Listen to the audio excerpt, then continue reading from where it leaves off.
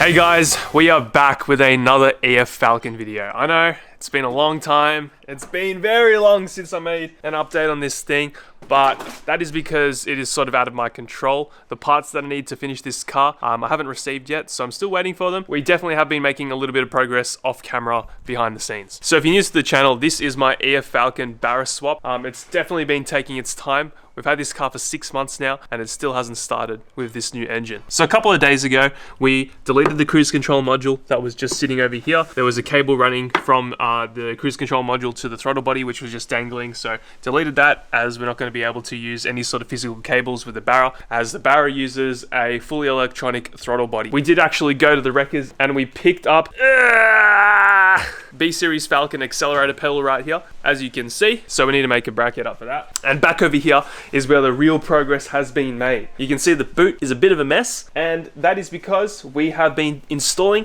the battery for the back, as we need to relocate the battery in order to run the intercooler piping in the front. And I've finally installed the Walbro 460 fuel pump just over here with bulkhead fittings as well. And what bulkhead fittings are, they're a way to get thicker wires going directly to the battery, to the fuel pump, as fuel pumps such as the Walbro 460 or a Walbro 525 draw more amperage and more power, and if you don't have the right size wiring, you can melt wires and cause fires, and you don't really want that, especially near fuel. So the original plan to get the battery in the boot was to fabricate a bracket for the battery to sit in, so like a battery tray.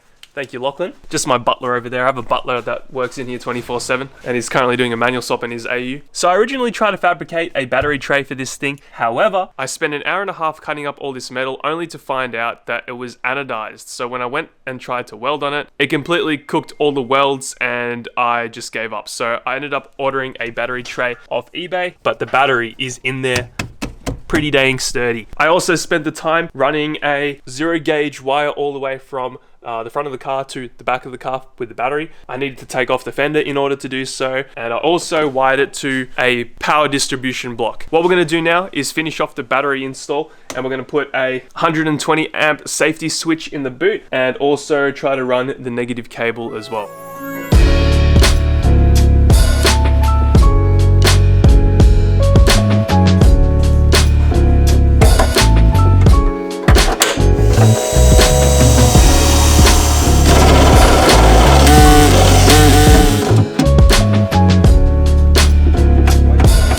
Well guys, I somehow managed to fuck it. I cooked it. It's broken. There's a massive crack. That's alright. We're still gonna try to run the wires even though it's broken, and we're gonna have to replace this.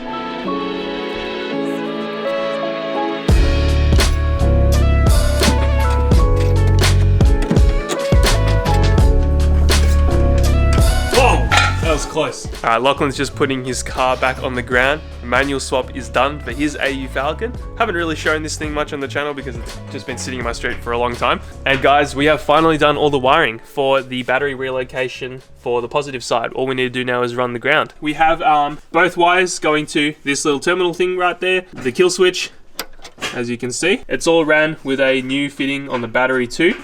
All we need to do is just run the negative wire, and then this thing is live. Before we continue, let's see if the T5 manual swap on Lachlan's AU actually works. It's a bit sketched down the bottom. It's kind of just dangling next to the rack. Should be right? Yeah. Put the battery on. Give it a wiggle for us, fam. Here we go. Damn. That wasn't a healthy start, but should be right. Alright, ready? Yep, in gear. Oh, my heart was... He's obviously set the clutch too high there. Keep going. Precision driving. Overall, good swap.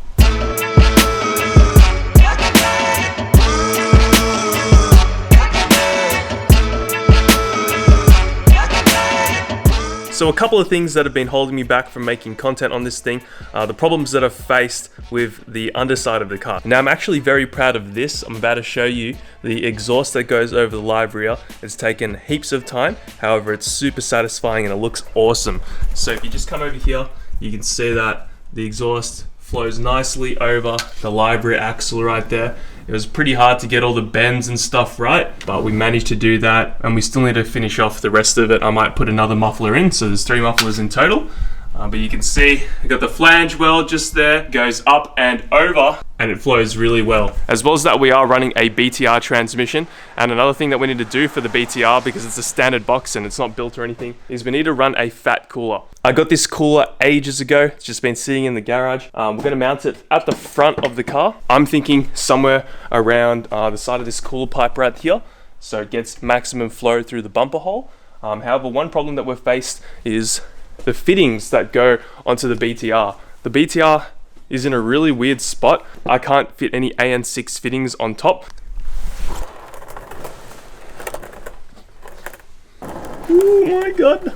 So here is the BTR, and you can see, if I get my phone on here, there is not much space for these fittings over here. There's one fitting right there, another one right there. You can see that fitting right there is really close to the body of the car, so I can't actually get a bend on there.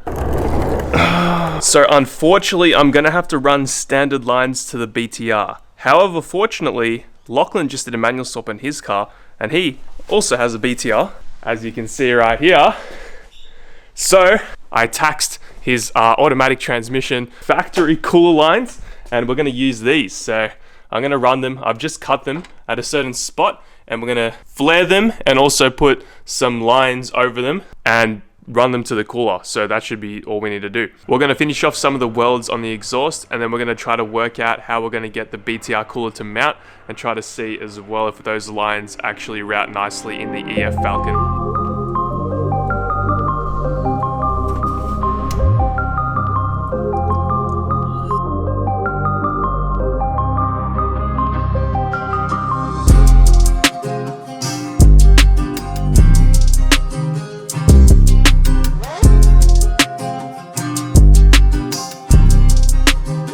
Well guys, we're almost out of gas, but we definitely got some decent beads on this exhaust right here. It's looking pretty good. It's just so complicated trying to get the torch in every little cranny, but there's some places where I just didn't have the option to use filler because I just don't have anyone to hold it for me. Definitely not too bad. The next thing we're gonna do is try to figure out what we're gonna do with the trans cooler lines. So what I did was cut them off Lachlan's car. We're gonna give it a clean, and we're gonna see what diameter they are and see if I've got any hose laying around the garage that I can use.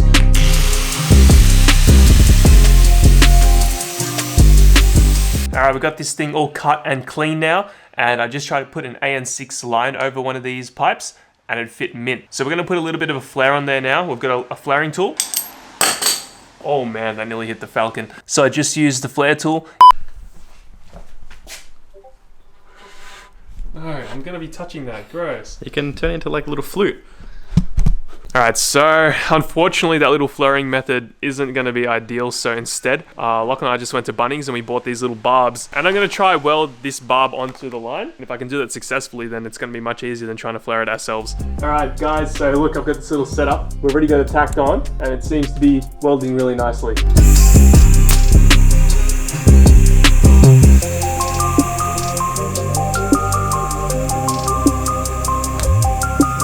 Alright, so that idea failed miserably, and it seems like every time I welded on that fitting, it seemed to just crack off. You can see, I guess really thin mild steel and stainless ain't gonna really work together, so we're gonna have to get some fittings for that, or bead roll the pipes. I'll put the lines there for the meantime. Just want to show you, the lines are in fact installed, and they clear the body as per the factory transmission lines. So off camera, I also installed the fuel pump wiring and relay. So we're able to get that thicker wire powering the fuel pump, so we don't have any sort of problems with running too many amps through these standard wires. All right, so this is it. This is the fuel pump wiring. So we have our battery all wired up. It's all ready to go. It's not actually live yet. I've still got plastic on the negative terminal, but we have our circuit breaker, connect all up, everything's all tight.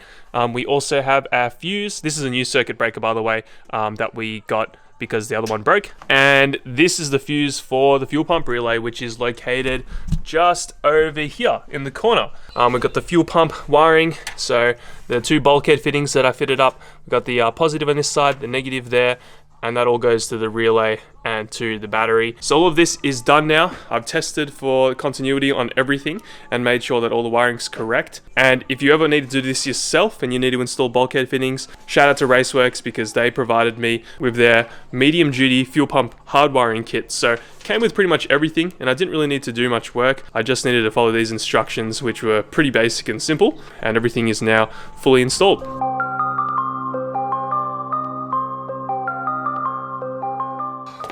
Alright, the final thing that I want to figure out is trying to mount this cooler at least by the end of today. I'm thinking of having it just around here, so there's plenty of flow through that little vent that's open on the bumper, which I'll show you in a sec. I need to chop up the bumper a little bit more to get it on. There's not really any clear mounting points, especially on this like sort of angle, so we're gonna have to make something, and I'm gonna have to run it upside down, I reckon.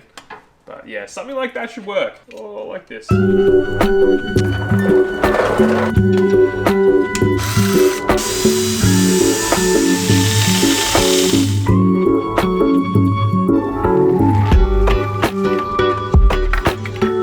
Guys, check this out.